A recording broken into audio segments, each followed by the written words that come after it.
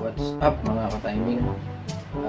It's Chart Timing TV, and kung hindi ka pa nakapag-subscribe sa aking channel ay huwag niyo po sana kalimutang mag-subscribe at hit niyo na din yung notification bell. So today magre-repair tayo ng dashboard ng Yamaha FZ.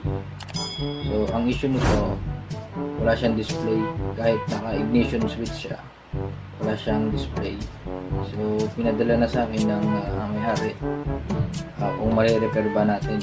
So subukan natin, baka meron siyang mga shortage sa loob. So ito naman ay parts ng electronics din. So titingnan natin kung anong makakaya natin. Right, umpisa na natin. Ang bidyong ito ay naglalahad ng mga impormasyon, mga kalaman sa pagkukumpuni ng iba't ibang mga bagay katulad ng cellphone, TV, DVD, at iba pang electronic devices. Kasama na rin ang pagkukumpuni ng mga motorsiklo, engine overhaul, tune-up, change oil, and electrical problems. Kung bago ka pa lang sa aking channel ay inaanyayahan ko po kayong i-click ang subscribe button at ang bell icon para maging updated ka sa mga susunod na uploads natin. Nag-upload ako ng isa o higit pang videos kada linggo. Maraming salamat po. Alright, so ito ang i-repair natin ngayon ay Yamaha FZ dashboard. So ang issue, no display, no power. Right, umpisahan na natin.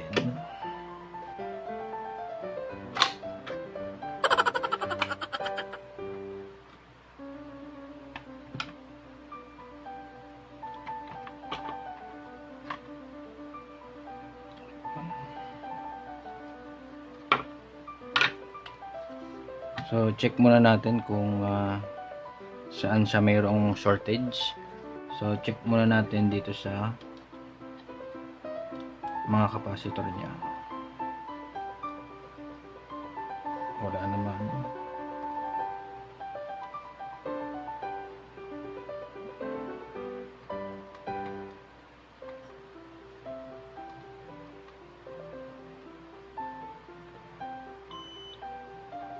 Yun.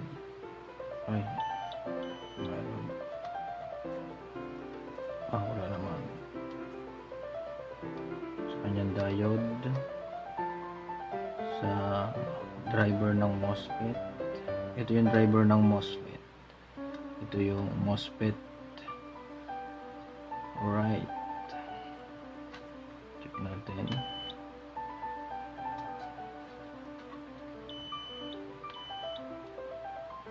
Okay naman.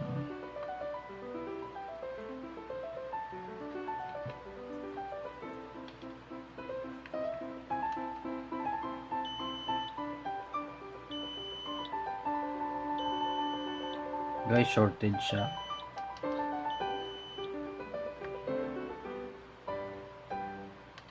Okay naman. So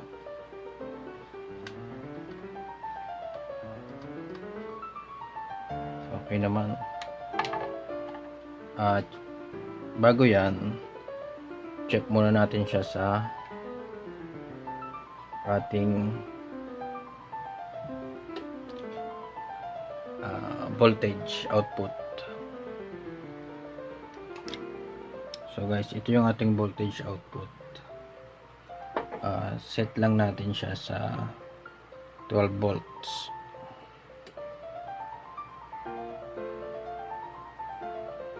Ayan. Kahit mga 12.5. Ayan. So balik tayo dito sa ating dashboard. Ayan. So ngayon hanapin natin dito kung saan yung kanyang linya. Right.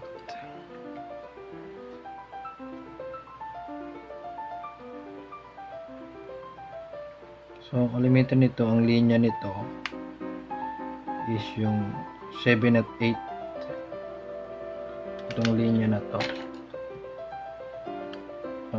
Ito yung 1. 2, 3, 4, 5, 6, 7, 8, 9, 10, 11, 12, 13, 14, 15, 16.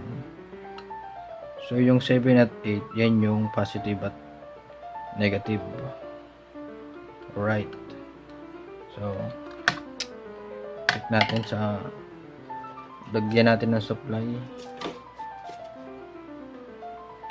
So ito guys, may supply na to na 12 volts. Ang positive dyan is yung 7. Ito yung negative niya, yung 8. Right.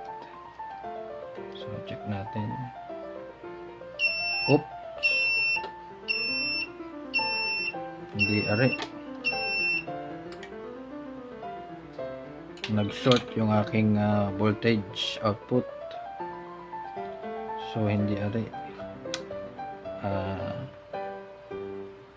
Kasi shortage tong ano eh. Shortage itong kanyang regulator. Ayan.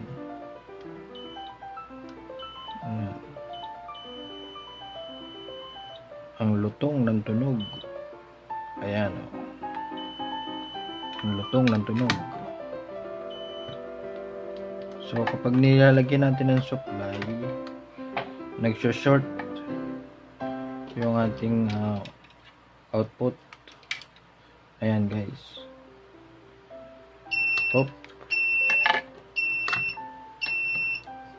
Subukan natin bunutin tong regulator na to. So mainit na. Ayan.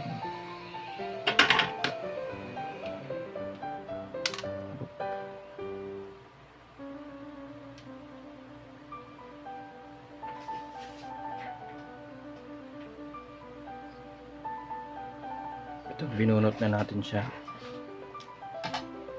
Check natin.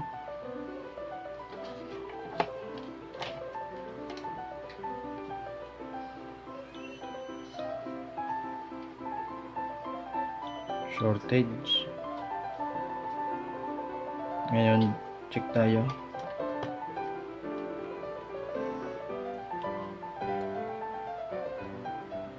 Yun.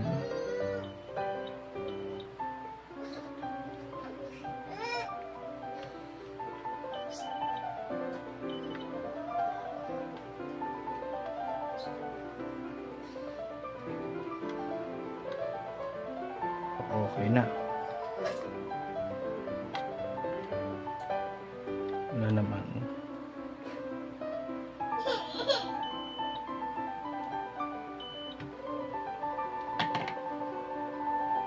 Check nga natin kung gagana.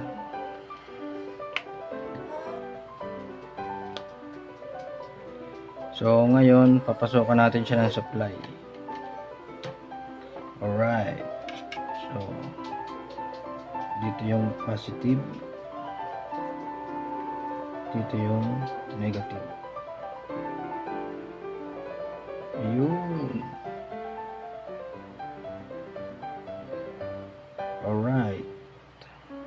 Alright, so naikabit na natin.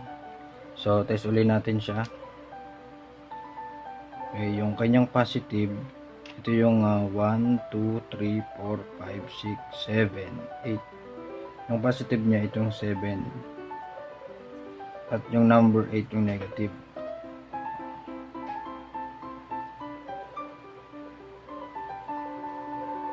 Ayun.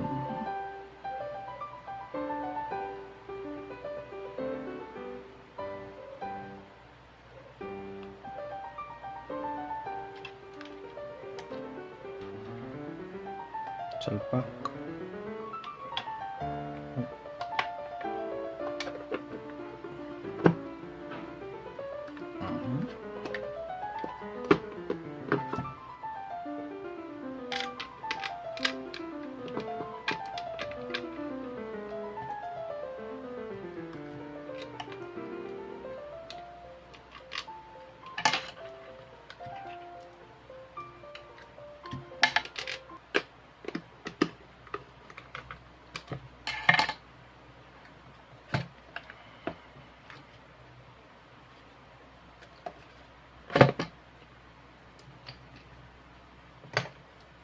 So lagyan na lang natin dito yung pyesa para makita ng may-ari yung parts na tinanggal natin. Ito.